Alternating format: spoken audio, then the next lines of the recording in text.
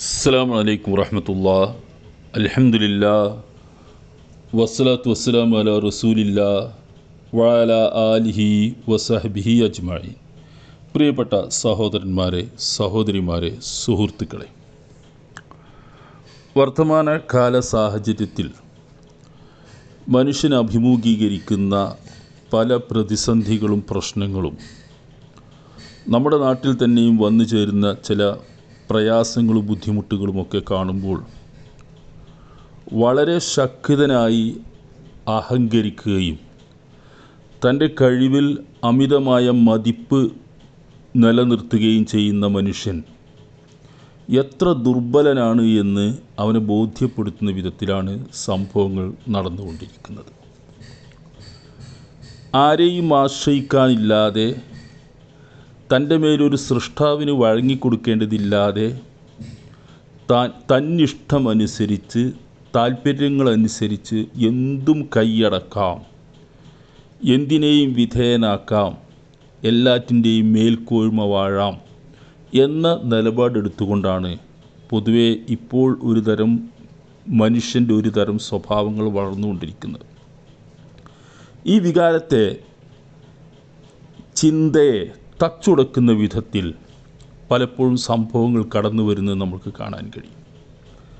മനുഷ്യനെ അള്ളാഹു സൃഷ്ടിച്ചിരിക്കുന്നത് വളരെ മെച്ചപ്പെട്ട നിലവാരത്തിലാണ് പല മേഖലകളിലും.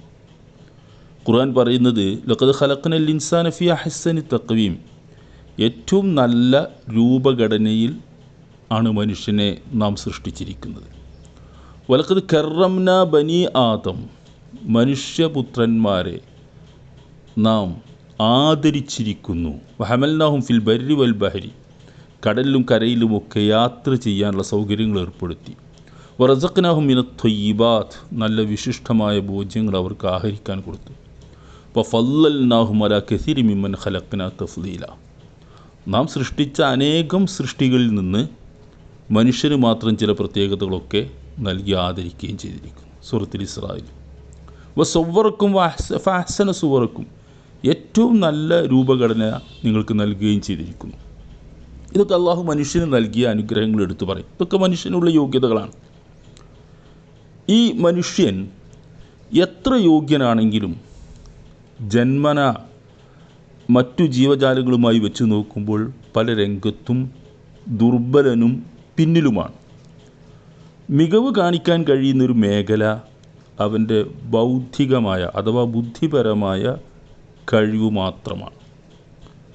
ആഹാരം സമ്പാദിക്കുന്നിടത്ത്, ആവാസത്തിൻ്റെ കാര്യത്തിൽ, പ്രജനനത്തിൻ്റെ കാര്യത്തിൽ, മറ്റു കാര്യങ്ങളിലൊക്കെ മനുഷ്യൻ മറ്റു ജീവികളുമായിട്ട് താരതമ്യം ചെയ്യുമ്പോൾ വളരെ പിന്നിലാണ് ശരീരപുഷ്ടിയുടെ കാര്യത്തിൽ. ഇപ്പോൾ നമുക്കറിയാം, ഈ ഒരു വീട് വെക്കാൻ മനുഷ്യൻ എത്ര അധ്വാനം ചെലവഴിക്കണം, എത്ര മനുഷ്യന്മാരുടെ കഴിവുകൾ ഉപയോഗപ്പെടുത്തണം എന്നതൊക്കെ എത്രയോ മേഖലകൾ ഒന്നിച്ചു ചേർന്നെങ്കിൽ ഒരു വീടുണ്ടാക്കാൻ മനുഷ്യന് കഴിയും. മറ്റു ജീവികളൊക്കെ അവരുടെ സ്വന്തം പ്രയത്നം കൊണ്ട് വീടുണ്ടാക്കും, കൂടുണ്ടാക്കും.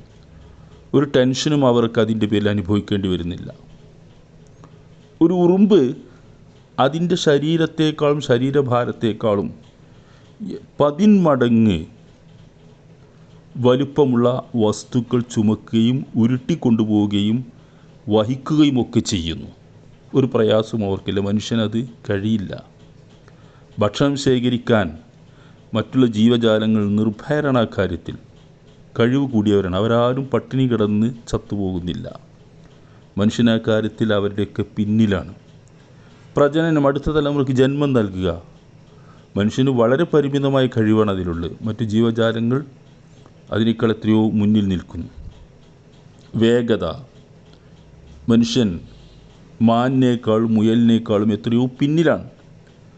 പ്രതിരോധം, ഇങ്ങനെ എല്ലാ മേഖലകളും എടുത്തു നോക്കിയാലും മനുഷ്യൻ ദുർബലനാണ്.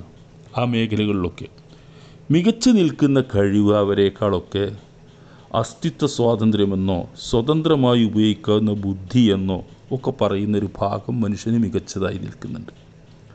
ഏത് പ്രശ്നങ്ങൾ, ഈ പറഞ്ഞ പ്രശ്നങ്ങളെയൊക്കെ മനുഷ്യൻ പഠിച്ചു വിലയിരുത്തി തൻ്റെ കാൽ കീഴിൽ കയ്യിൽ ഒതുക്കി കൊണ്ടുവരും, കീഴടക്കും മനുഷ്യൻ. അങ്ങനെ തൻ്റെ വൃത്തങ്ങൾ വിശാലമാക്കും. ഗോളാന്തര യാത്രകൾ നടത്തിയ മനുഷ്യൻ ചിറകില്ലെങ്കിലും പക്ഷിയേക്കാൾ വേഗത്തിൽ പറക്കും, കഴുകനേക്കാൾ ഉയരത്തിൽ പറക്കും മനുഷ്യൻ. ചിറക് വേണ്ട. ചെകിളപ്പൂക്കളില്ലെങ്കിലും മത്സ്യത്തേക്കാൾ വേഗത്തിൽ, അതിനേക്കാൾ താഴേക്ക് മനുഷ്യൻ കടലിൽ ഊളിയിട്ട് ഇറങ്ങും, ആഴങ്ങളിൽ പോവും. മുയലിനെയും മാനിനെയുമൊക്കെ മറികടക്കുന്ന വേഗത മനുഷ്യൻ ആവിഷ്കരിക്കും. റോക്കറ്റുകളും വാഹനങ്ങളും സംഘടിപ്പിച്ചു. പ്രതിരോധം സ്വയം ദുർബലമാണെങ്കിലും സായുധനായി മാറിക്കൊണ്ട് മനുഷ്യൻ എന്തിനേയും പ്രതിരോധിക്കും, മറുപിടിക്കും. അങ്ങനെ മനുഷ്യ ബുദ്ധി അപാരമാണ് എന്നാണ് നമ്മൾ പറയാറുള്ളത്.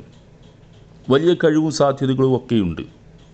ആർട്ടിഫിഷ്യൽ ഇൻ്റലിജൻറ്റ് ഇന്ന് ലോകത്തെ കീഴടക്കാൻ പോവുകയാണ്. ഏതൊക്കെ മേഖലകളിലേക്ക് അത് കടന്നു വരുന്നു എന്ന് പറയാൻ കഴിയാത്ത വിധം സ്വാധീനം ചെലുത്തിക്കൊണ്ടിരിക്കുന്നു. അത് മനുഷ്യ ബുദ്ധിയുടെ തന്നെ സൃഷ്ടിയാണ്.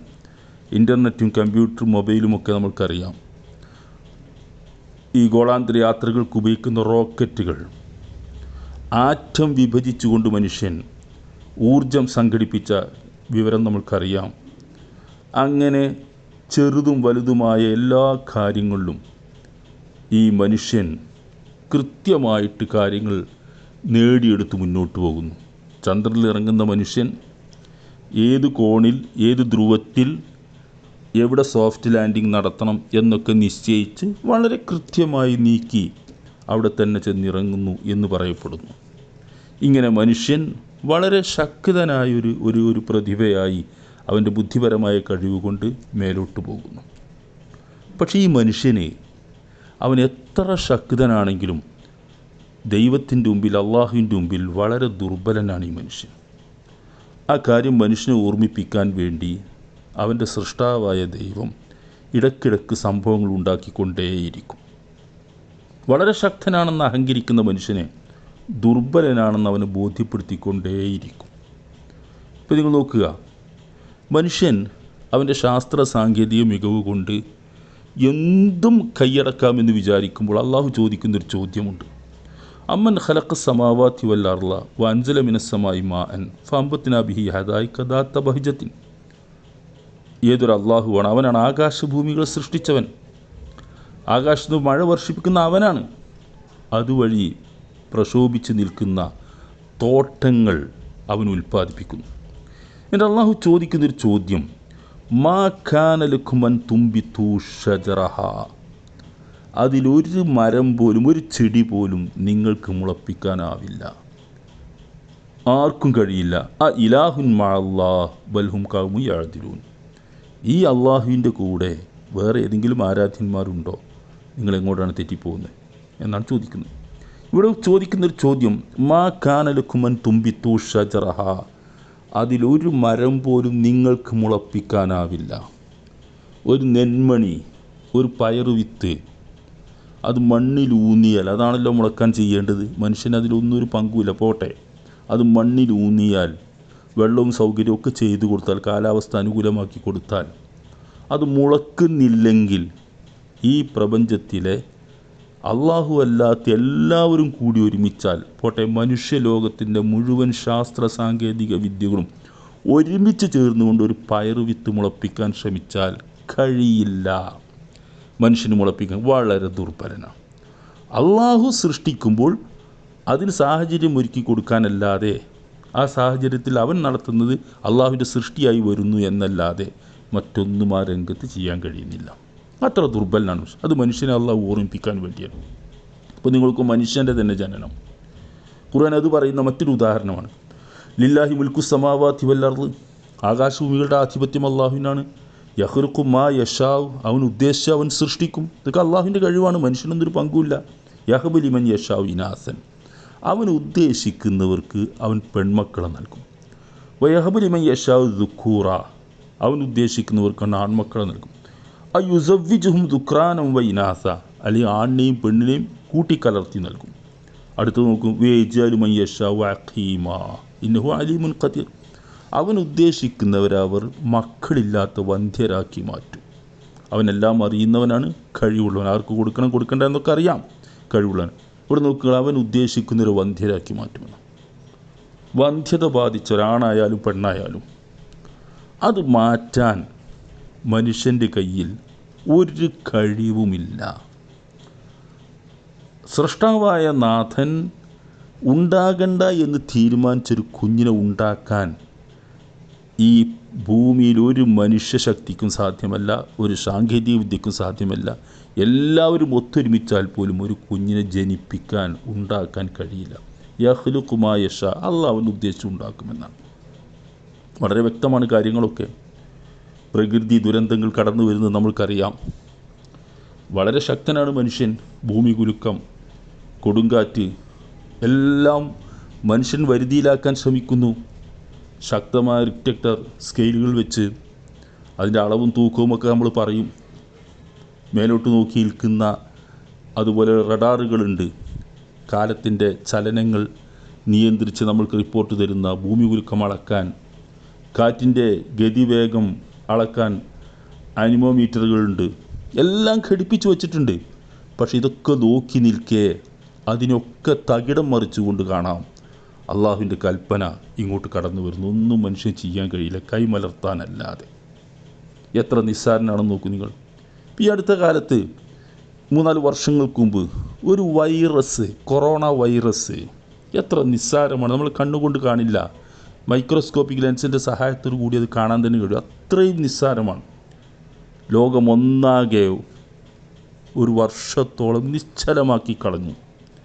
എല്ലാ സംവിധാനങ്ങളെയും അത് തകർത്തു കളഞ്ഞു. മനുഷ്യന് കാണാൻ കഴിയാത്തൊരു നിസ്സാര കൊറോണ വൈറസിനാണ്. ഒരു ബാക്ടീരിയക്ക് കഴിയും അങ്ങനെ മനുഷ്യനെ ഒന്നാകെ നശിപ്പിച്ച് കളയാൻ. എല്ലാറ്റിനും കഴിയും. നിങ്ങൾ നോക്കൂ, ഇപ്പോഴിതാ നമ്മുടെ നാട്ടിൽ ഒരു ലോറി മണ്ണിനടിയിലോ വെള്ളത്തിലോ പെട്ടു. ഇപ്പോൾ വെള്ളത്തിലാണ് തീരുമാനമായി വരുന്നു, പുഴയിലാണെന്ന് വരും. ഒരാഴ്ചയിലധികം മെനക്കെട്ട് എല്ലാ ഡിറ്റക്ടറും ഉപയോഗിച്ച് നോക്കിയിട്ടും കണ്ടെത്താൻ കഴിയുന്നില്ല. ഒന്ന് ആലോചിച്ച് നോക്കൂ നിങ്ങൾ. നമുക്ക് കഴിയില്ല. ദുർബലനാണ് മനുഷ്യൻ. ആ ബോധം മനുഷ്യന് വേണ്ടതുണ്ട്. നിങ്ങൾ നോക്കൂ, നമ്മളുടെ ശരീരത്തിൽ ഒരു മുടി, കറുത്ത മുടി വെളുത്തു പോയാൽ പെയിൻ്റ് അടിക്കാൻ, ഡൈ ചെയ്യാനല്ലാതെ ആ വെളുത്ത മുടി ഒന്ന് കറുപ്പിച്ച് മുളപ്പിക്കാൻ ഈ സാങ്കേതിക ശാസ്ത്ര വിദ്യകൾ മുഴുവൻ ഒരുമിച്ച് ഉപയോഗിച്ചാൽ പോലും മനുഷ്യന് സാധ്യമാകുന്നില്ല. ഒരു കോശം, ഒരു ടിഷ്യൂ, ഒരു കോശമുണ്ടാക്കാൻ, ദ്രവിച്ച കോശമുണ്ടാക്കാൻ മനുഷ്യന് കഴിയില്ല. ഓരോ അവയവങ്ങളും അങ്ങനെ തന്നെയാണ്. ഇതൊക്കെ മുമ്പുള്ളവർ ഇതിനേക്കാൾ ശക്തരായിരുന്നെന്ന് ഖുർആൻ പറയുന്നു. അവരൊക്കെ നശിപ്പിച്ചിട്ടുണ്ട്. അതുകൊണ്ട് അള്ളാഹു നമ്മോട് പറയുന്നൊരു വാക്യം, യാ യുഹന്നാസ്, മനുഷ്യരെ, അൻതുമുൽ ഫുഖറാഉ ഇലല്ലാഹ്, നിങ്ങളൊക്കെ അള്ളാഹുവിനെ ആശ്രയിക്കേണ്ടവരാണ്. അള്ളാഹുവിനെ ആശ്രയിക്കണം. വല്ലാഹു വൽ ഗനിയുൽ ഹമീദ്, സ്വയം പര്യാപ്തൻ, ഗനി എല്ലാം തികഞ്ഞവൻ, പരാശ്രയമില്ലാത്തവൻ അവൻ മാത്രമാണ്. ഹമീദാണ് അവൻ, സ്തുത്യർഹനുമാണ്. ഈ യശയുദ്ഹിബിക്കും എഴുത്തുബി ഹൽക്കിൻ ജദീദ്, നിങ്ങളവനെ ധിക്കരിച്ച് താന്തോന്നികളായി ജീവിച്ച് അവന് വിധേയരാകാതെ ജീവിക്കുകയാണെങ്കിൽ നിങ്ങളവൻ ഒഴിവാക്കി പുതിയ ജനതയെ കൊണ്ടുവരും. വമാ ദാലിക അലല്ലാഹി ബി അസീസ്, അതൊന്നും അള്ളാഹുവിന് അത്ര പ്രയാസമുള്ള കാര്യമല്ല. ഓർമ്മിപ്പിക്കുന്ന ഇതാണ്, വർത്തമാനകാലത്ത് കാണുന്ന സംഭവങ്ങൾ നമ്മളെ ചിന്തിപ്പിക്കേണ്ടതുണ്ട്. മനുഷ്യൻ എത്ര ശക്തനാണെന്ന് അവകാശപ്പെട്ടാലും അവൻ്റെ കഴിവുകളെപ്പറ്റി അവന് ബോധം വേണ്ടതുണ്ട്. സൃഷ്ടാവിൻ്റെ മുമ്പിൽ നമിച്ചും അവനെ ഓർത്തും സ്മരിച്ചും അവൻ്റെ മുമ്പിൽ തലകുനിച്ചും നമിച്ചുമൊക്കെ നിൽക്കാനും പ്രാർത്ഥിക്കാനുമാണ് മനുഷ്യൻ സമയം കാണേണ്ടത്. അതാണ് വിനയമുള്ളൊരു മനുഷ്യൻ. അതാണ് യഥാർത്ഥ മനുഷ്യൻ്റെ സ്വഭാവമായി മാറേണ്ടത്. പടച്ചവനെ അനുഗ്രഹിക്കുമാറാകട്ടെ.